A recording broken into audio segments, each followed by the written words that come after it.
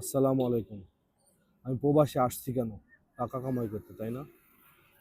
একটা ছেলে বা একটা মেয়ে প্রবাসে কেন আসে? কারণ কি? এর কারণ হলো সে টাকা কামাই করতে আসছে। তার জীবন জন্য চেঞ্জ করার জন্য।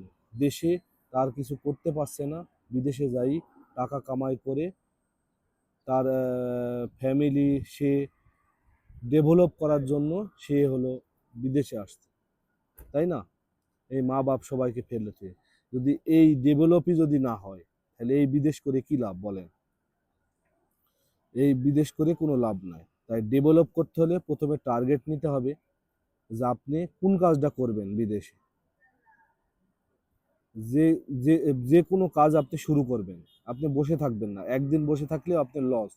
আপনার বেতন যদি কমও হয় তাও সমস্যা নাই। আপনি যেন বসে থাকবেন না বিদেশে, যে বেতনই পান ওই বেতনে আপনি কাজ শুরু করুন। পাশাপাশি আপনি একটা চিন্তা করুন, আপনার ব্রেনে একটা নেন যে আমি কোন কাজটা করলে এই সৌদি আরবে আমি বা অন্য দেশ প্রবাসে এসে আমি বেশি টাকা কামাই করতে পারবো। সেটা একটা মাইন্ড সেট করুন, ব্রেনে একটা মাইন্ড সেট করুন যে আমি এই কাজটা করব। তাহলে ওই কাজের পাশাপাশি ওইটা চেষ্টা করুন, তাহলে ইনশাল্লাহ হয়ে যাবে। আর হলো, যদি আপনি বেতন মনে করেন 50,000 টাকা পাইলেন বা 20,000 টাকা পাইলেন বা 30,000 টাকা পাইলেন, তার 4টা ভাগ করবেন। করে এক ভাগ হলো নিজের জন্য রেখে দিবেন, আর এক ভাগ হলো চিকিৎসার জন্য রেখে দিবেন, আর 2 ভাগ দেশে পাঠাবেন।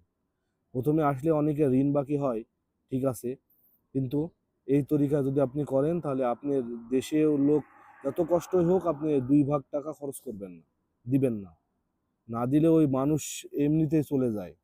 সব দিলেও চলে যায়, না দিলেও চলে যায়। তা এগুলো যদি আপনি করতে পারেন তাহলে আস্তে আস্তে দেখবেন আপনার কাছেও কিছু টাকা পয়সা হচ্ছে, আবার দেশের ঋণ বাকিগুলো শোধ হচ্ছে। এইভাবে করলে আপনার কি হবে, আপনি যে যে কাজটা করবেন বা একটা বিজনেস করবেন সেই টাকাটা আপনার জমে যাবে। পরে পাশাপাশি আপনি একটা বিজনেস, সাইড বিজনেস করতে পারলেন, এভাবে টাকা জমবে। তাছাড়া পরের কাজ করে বিদেশে কোনো উন্নতি করা যাবে না। যদি বিজনেস করেন সৌদি আরবে, তাহলে এভাবে মাইন্ড সেট করুন, তাহলে দেখবেন ইনশাল্লাহ ডেভেলপ হবেন। ভালো থাকেন সবাই। আসসালামু আলাইকুম।